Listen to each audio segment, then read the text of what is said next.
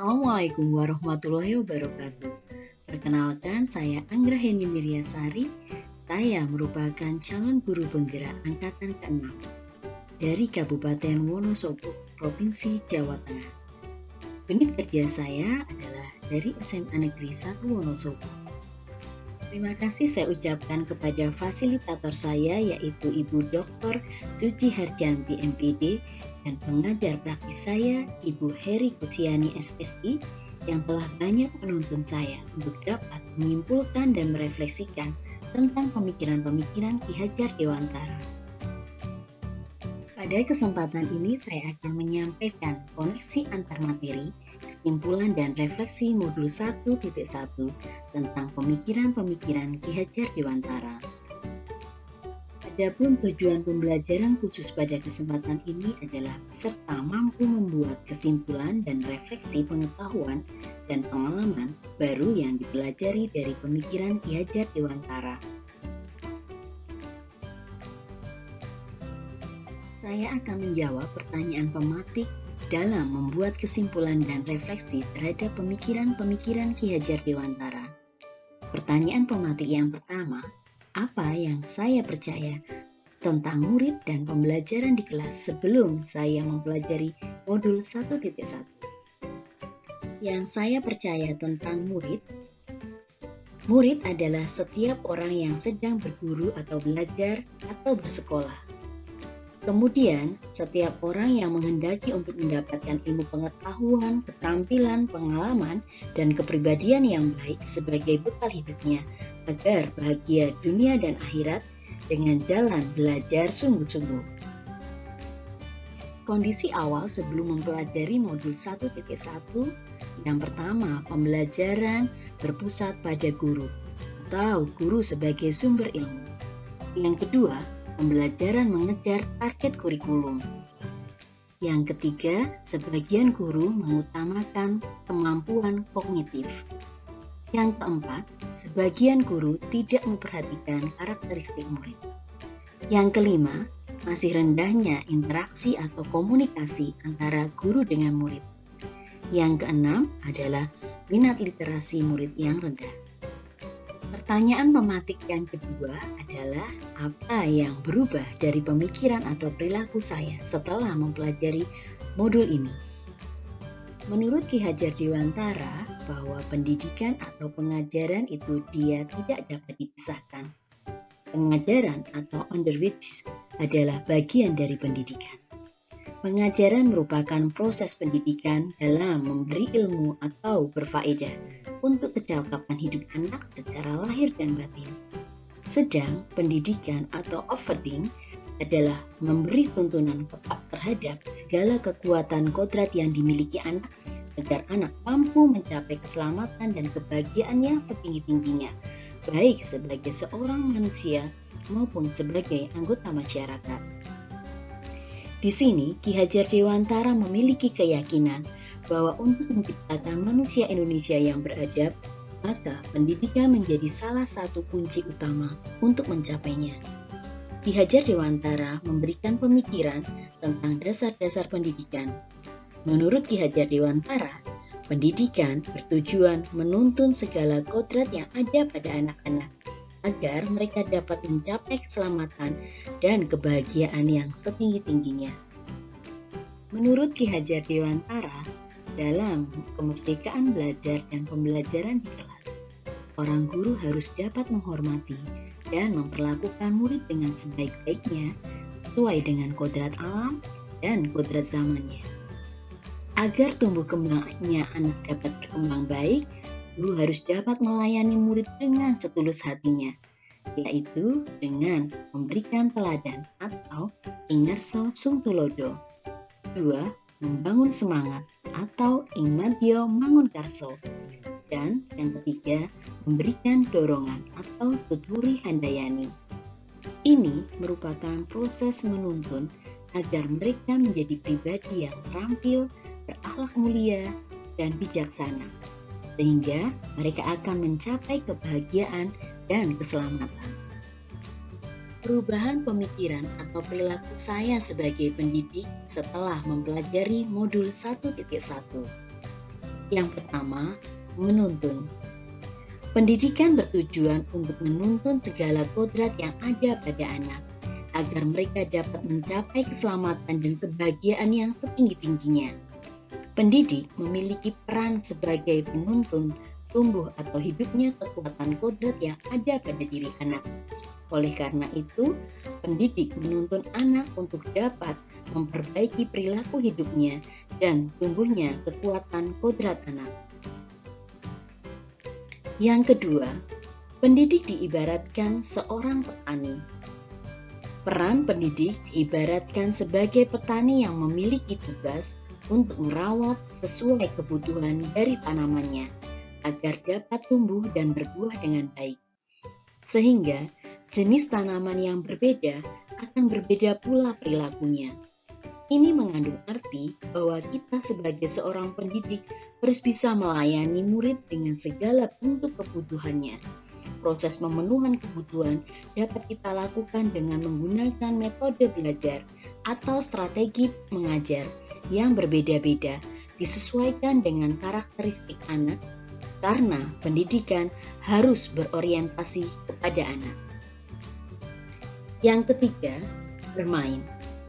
Dalam kemerdekaan belajar dan pembelajaran di kelas, hendaknya kita harus memperhatikan kodrat alam, yaitu ketika anak masih bermain, anak senang sekali melakukan hal-hal yang bahagia. Ketika anak sedang bermain, pasti mereka merasakan perasaan yang gembira dan kegiatan tersebut pasti akan membuat kesan membekas di hati pemikirannya.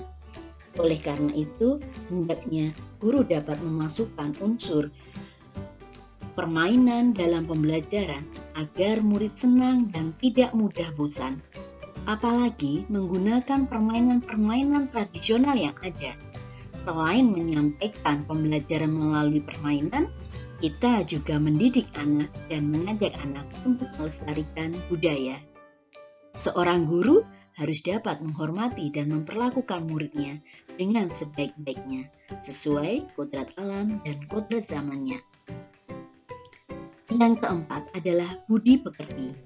Kita sebagai guru harus senantiasa memberikan teladan yang baik bagi murid-muridnya, terutama dalam pengembangan budi pekerti. Budi pekerti menjadi bagian yang tak terpisahkan dari pendidikan dan pengajaran yang kita lakukan sebagai guru. Pada kegiatan pembelajaran pengembangan budi pekerti di sekolah, kita bisa melakukan kegiatan-kegiatan pembiasaan di sekolah dengan menanamkan nilai-nilai budi pekerti atau akhlak mulia kepada anak. Di kegiatan 5S, yaitu sapa, salam, senyum, sopan, dan santun di sekolah. Pertanyaan pematik yang ketiga, apa yang dapat segera saya terapkan lebih baik agar kelas Anda mencerminkan pemikiran Ki Hajar Dewantara? Sebelumnya, menurut Ki Hajar Dewantara, tujuan pendidikan adalah yang pertama, penguasaan diri. Sebab disinilah pendidikan memanusiakan manusia atau humanisasi. Penguasaan diri merupakan langkah yang dituju untuk tercapainya pendidikan yang memanusiakan manusia. Ketika peserta didik mampu menguasai dirinya, maka mereka akan mampu untuk menentukan sikapnya. Yang kedua adalah pembelajar sepanjang hayat. Pelajar Indonesia merupakan pelajar sepanjang hayat yang memiliki kompetensi global dan berperilaku sesuai dengan nilai-nilai Pancasila. Implementasi yang mencerminkan pemikiran Ki Hajar Dewantara di kelas dan di lingkungan sekolah. Yang pertama, menumbuhkan sikap cinta tanah air dengan menyanyikan lagu kebangsaan Indonesia Raya sebelum pembelajaran dimulai. Yang kedua, dikemudahkan lagu-lagu nasional di pagi hari sebelum bel masuk. Yang kedua, melibatkan murid dalam kegiatan keagamaan. Yang pertama adalah sholat berjamaah di sekolah, kemudian ikut terlibat dalam perayaan hari besar keagamaan di sekolah. Sesuaikan dengan agama masing-masing.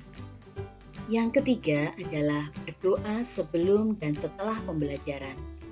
Murid memimpin berdoa sebelum dan setelah pembelajaran. Kemudian berdoa saat apel atau upacara gembira.